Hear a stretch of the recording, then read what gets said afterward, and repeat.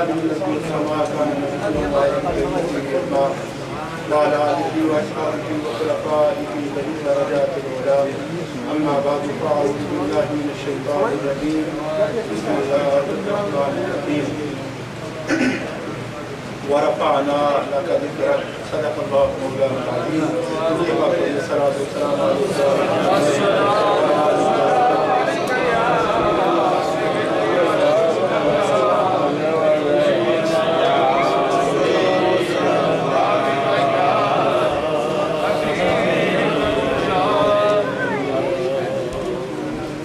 مولاي صل وسلم دائما أبدا على حبيبك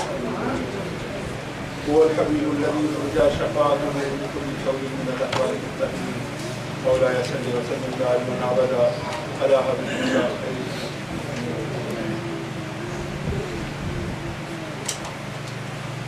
معزز محترم اہل اسلام میرے دوست وسیلے کہ آج ہم طیبہ اسلامی سینٹر میں سالانہ عظیم شان میلاد مصطفیٰ کا اپنے حاضر ہیں اور آپ دیکھ رہے ہیں کہ ماشاءاللہ دیکھ کر مشائخ اکرام اور علماء کرام کا اشاعت ہوئی ہے علماء کرام کے کتابات بھی آپ سنیں ان کے سراخانوں سے حضور کی مدد سے سماعت ان کو مربوط کر رہے ہیں بڑے شکر کی آپ نے فرمائیں اللہ کریم ہماری ساری کو قبول فرمائے اور حضور کے میلاد پاک کی برکت سے اللہ کریم رسول اللہ صلی اللہ علیہ وسلم کی محبت کی خیرات عطا فرمائے علماء کرام سے آپ حضور کی سیرت پاک کے مختلف گوشے تمہیں کتابات ماشاءاللہ علماء کرام اپنے موجود کے حوالے سے بڑے تحقیقی اور خوبصورت پیرائے میں حضور کی بارگاہ میں اپنی حاضری پیش کر رہے ہیں اللہ کریم نے اپنے محبوب پاک صلی اللہ علیہ وسلم کو یہ عظمت اور یہ رفعت عطا فرمائی کہ کائنات حد و بود میں جس بھی بندے کو اللہ نے عزت عطا کی اس بندے کا ذکر تبھی ہوا جب وہ بندہ اس جہان میں پیدا ہوا اس نے کوئی کارنامہ ہائے انجام دیا کوئی اچھا کام کیا کوئی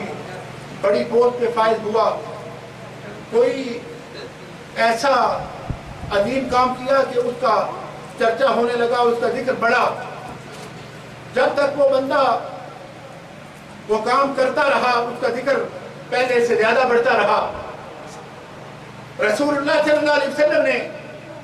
اپنے محبوب اپنی امت کو اپنے سینہ پاک پر نازل ہونے والی جو کتاب نور عطا فرمائی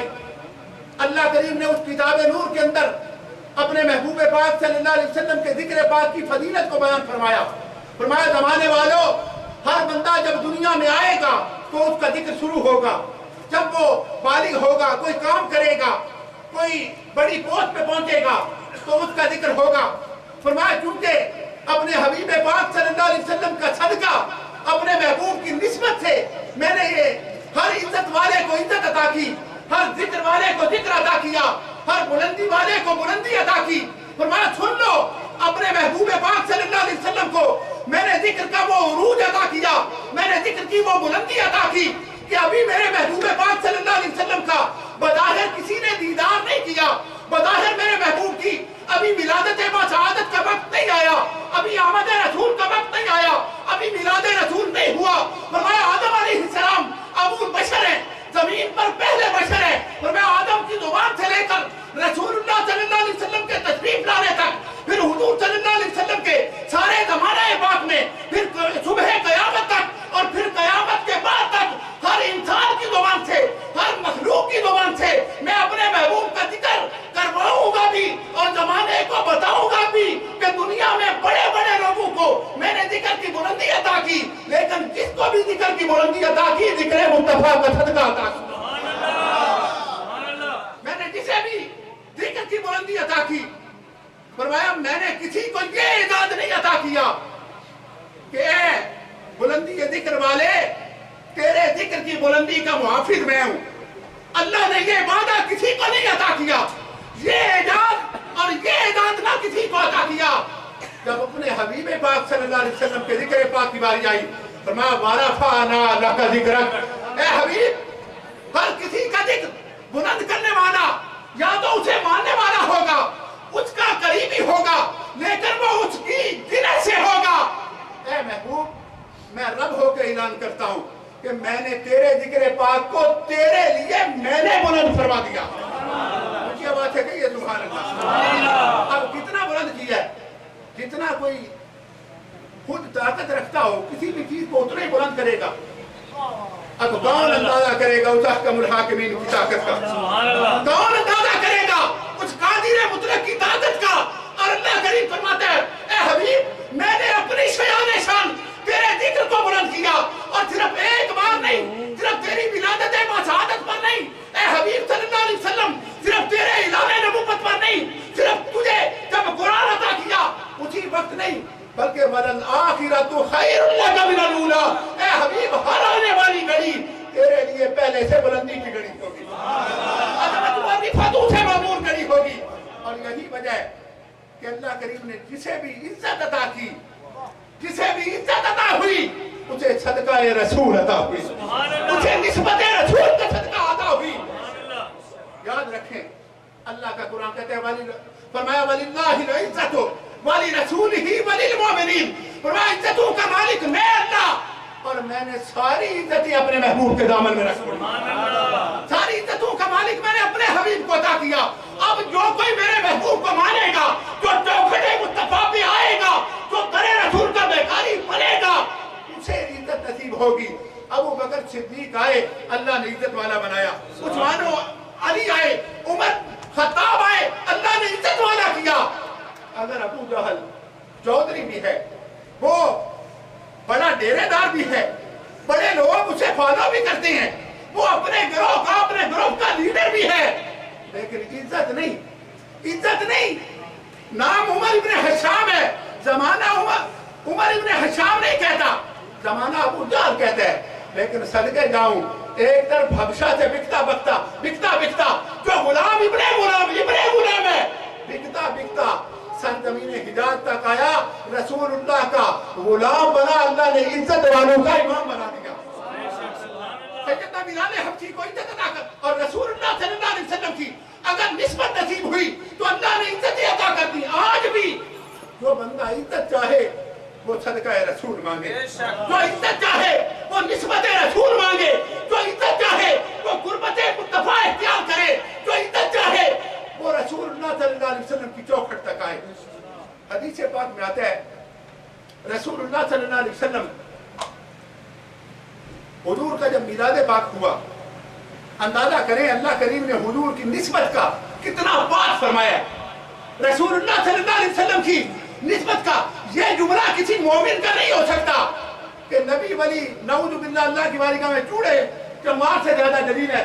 علی عالم باللہ، اللہ کا قرآن تو کہتا ہے وجیہن فی الدنیا والآخرہ، وہ تو دنیا میں بھی عزت والے، وہ آخرت میں بھی عزت والے۔ اور ابھی آپ نے سنا کہ ان کے غلاموں کا حال یہ ہوگا کہ جو ان کا دامن تھام لے گا ان کی سفارش پر اللہ جنت عطا کر دے گا۔ اور ایک ایک گلاس پانی پر، ایک ایک لوٹے پانی پر اللہ حضور کے غلاموں کا صدقہ جنت تقسیم فرمائے گا۔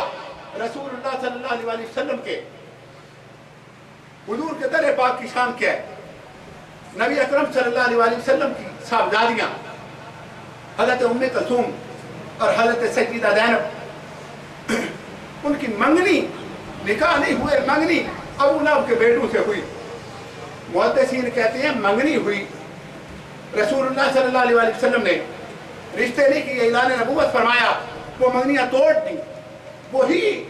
دونوں صاحبزادیاں رسول اللہ صلی اللہ علیہ وسلم نے سیدنا عثمان غنی رضی اللہ تعالیٰ عنہ کو عطا فرمائی، اور ذی النورین کا اعجاز ملا انہیں۔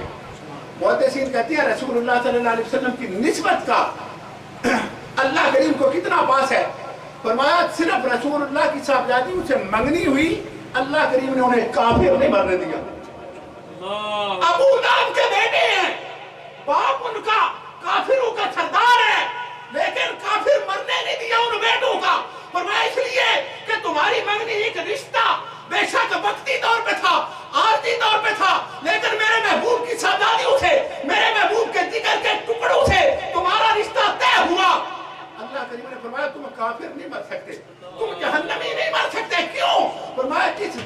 دراز گوشت پر میرا محبوب سواری کر لے ہم اسی عام نہیں رہنے دیتے۔ تم تو انسان ہو، تم تو انسان ہو، تم تو اشرف المخلوق ہو۔ رسول اللہ صلی اللہ علیہ وسلم کا کلمہ پڑھا اور رسول اللہ کی غلامی میں دنیا سے گئے، صحابی بنے، جنتی ٹھہرے۔ حضور نے جب ہجرت فرمائی، مدینہ پاک پہنچے، اللہ کے حبیب صلی اللہ علیہ وسلم مدینہ پاک میں داخل ہوئے، جس سواری پر حضور تشریف فرمائے کچھ اونٹنی کی نسبت حضور صلی اللہ علیہ وسلم کے جسم پاک سے ہے۔ مشکات شریف میں حدیث پاک ہے، اللہ کے حبیب پاک صلی اللہ علیہ وسلم کی نسبت کتنی اعلیٰ نسبت ہے۔ حضور صلی اللہ علیہ وسلم کی سواری کی دم ہلی، ایک یہودی کے مکان سے ٹچ ہوئی۔ رسول اللہ صلی اللہ علیہ وسلم کی سواری ہے، حضور کی اونٹنی ہے۔ اللہ کریم نے فرمایا جبریل، عرض کی یا رب جلیل حکم، فرمایا جبریل یہ یہودی، یہ صاحب مکان اپنے کانوں میں روئی دے کے اندر گھسا ہوا ہے کہ اس کلمے کی آواز یا محمدہ ہو یا رسول اللہ کی آواز، اس میں محمد کی آواز یہودی چاہتا ہے کہ میرے کان میں داخل نہ ہو۔ فرمایا جبریل تو جا، اتر زمین پر، نوریوں کا سردار ہے، مالا اعلیٰ کا سید ہے، اللہ کا قرآن جسے رسول کہے، 1,24,000 یا کم و بیش انبیاء کا صحابی، تمام سابقہ کتابوں کا حافظ، رسول اللہ صلی اللہ علیہ وسلم کی شان دیکھے۔ اللہ نے فرمایا جبریل تو اتر زمین پر اور اس یہودی کے کانوں سے روئی نکال، اس کی سماعت کے ذریعے اس کے دل میں میرے محبوب کا کلمہ داخل کر۔ اس کے کانوں، اس کی سماعتوں کے ذریعے اس کے دل کے دروازے کھول، اس کے دل کے کفر کو نکال کے نور سے معمور کر دے۔ مولا کیوں؟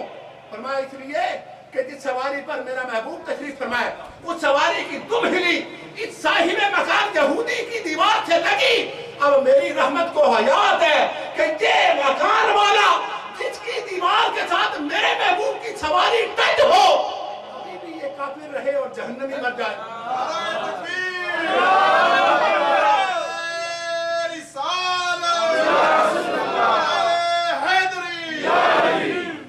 جو رسول اللہ صلی اللہ علیہ وسلم کا غلام ہو اور زندگی حضور کی غلامی میں بسر کرے، ساری زندگی حضور کے نعرے بھی مارے، وہ جہنمی کیسے ہو سکتا ہے؟ سبحان اللہ، وہ دوزخی کیسے ہو سکتا ہے؟ اور صوفیاء کہتے ہیں رسول اللہ صلی اللہ علیہ وسلم کی محبت کا سب سے بڑا اعجاز یہ ہے کہ یہ دل میں نور پیدا کرتی ہے کہ مرتے وقت اللہ کریم اس کا صدقہ کلمہ نصیب فرما دیتا۔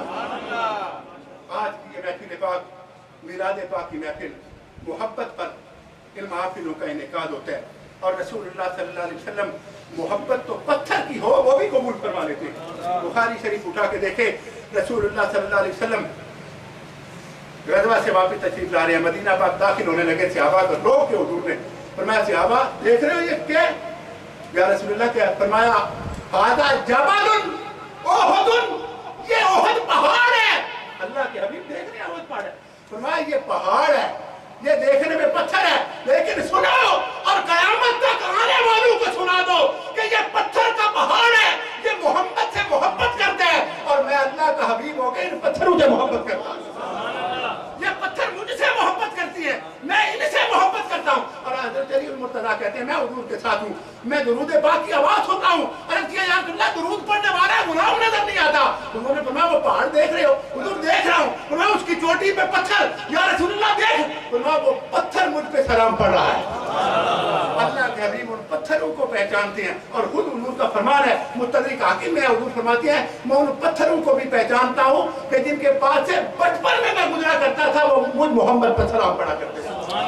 اللہ کے حبیب اگر ان پتھروں کو نہیں بھولے، ہم غلاموں کو کیسے بھولیں گے؟ ہماری یہ خوشی ہے کہ ہم ان اولیاء کے دامنوں سے وابستہ ہو کے رسول اللہ کی محبت لیے بیٹھے ہیں۔ اللہ ہماری محبت کو قبول فرمائے، اللہ کریم رسول اللہ کی غلامی میں زندہ رکھے، حضور کی غلامی میں موت عطا فرمائے کہ محمد سے وفا تو نے تو ہم تیرے ہیں، یہ جہاں چیز ہے کیا